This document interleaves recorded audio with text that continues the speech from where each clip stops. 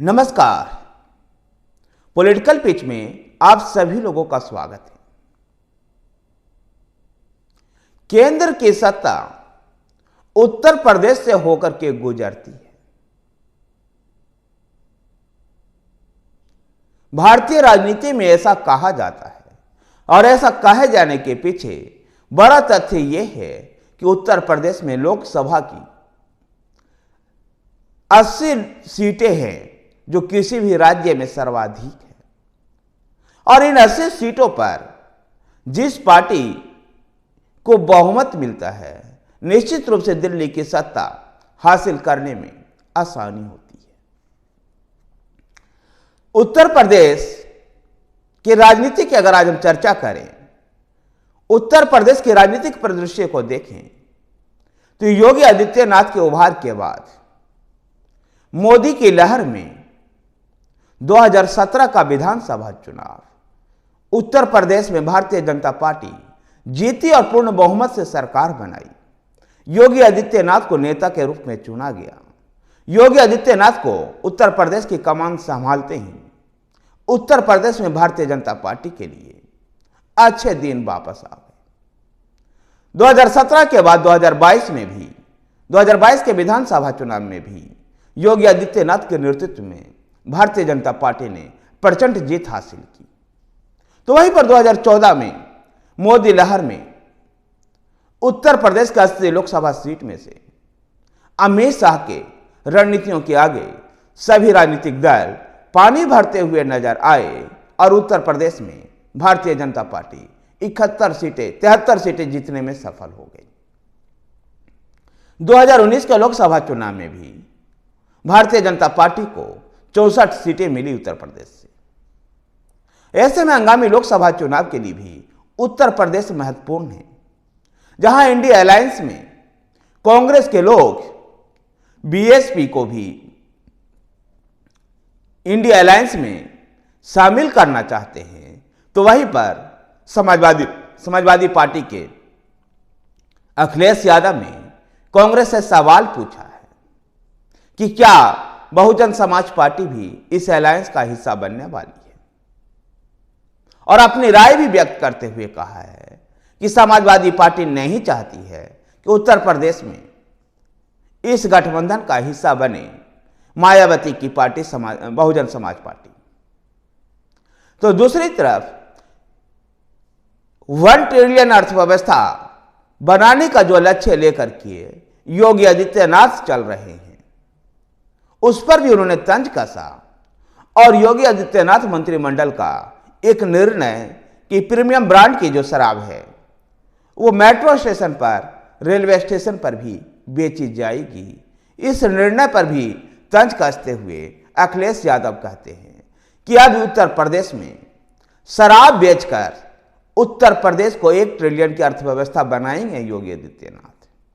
जो निवेश के वादे किए जा रहे थे, जो निवेश की बातें चर्चाएं की जा रही थी, वो सारी झूठ निकली और 1 ट्रिलियन की अर्थव्यवस्था बनाने के लिए शराब बिक्री का रास्ता योगी आदित्यनाथ की सरकार अपना रही है।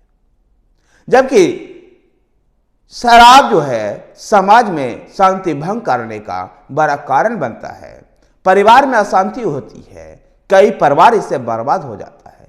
फिर भी योगी आदित्यनाथ की सरकार प्रीमियम ब्रांड के शराब को रेलवे स्टेशन पर, सार्वजनिक स्थलों पर बेचकर 1 ट्रिलियन की अर्थव्यवस्था बनाना चाहती उत्तर प्रदेश का, जो निंदनीय है। और शराब से भारतीय जनता पार्टी के लोगों को इतना ही शौक है तो अपने मुख्यालय से शराब की बिक्री शुरू कर दे।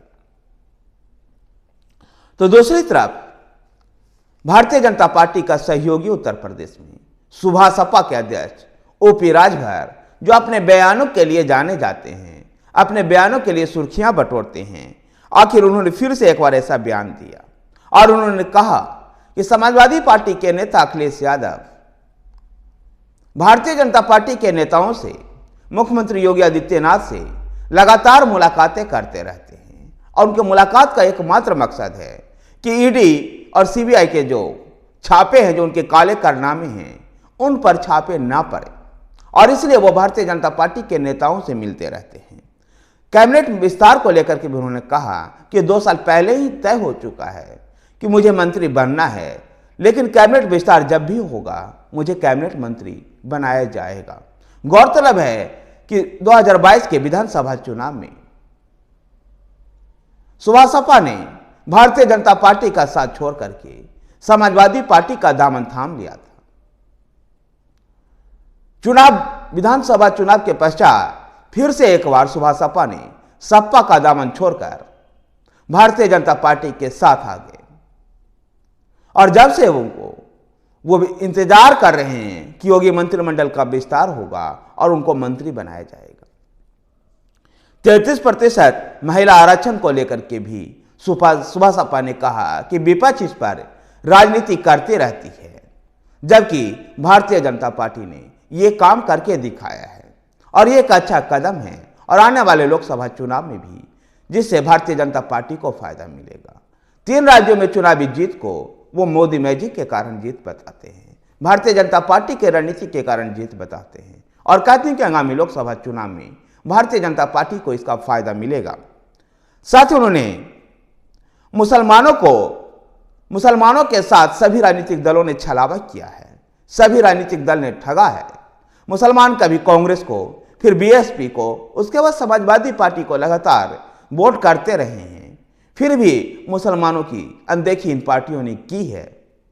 सुभाष ने बताया उनके पार्टी का गठबंधन के साथ लक्ष्य यही है कि प्रधानमंत्री नरेंद्र मोदी को 2024 में तीसरी बार प्रधानमंत्री बनाना है।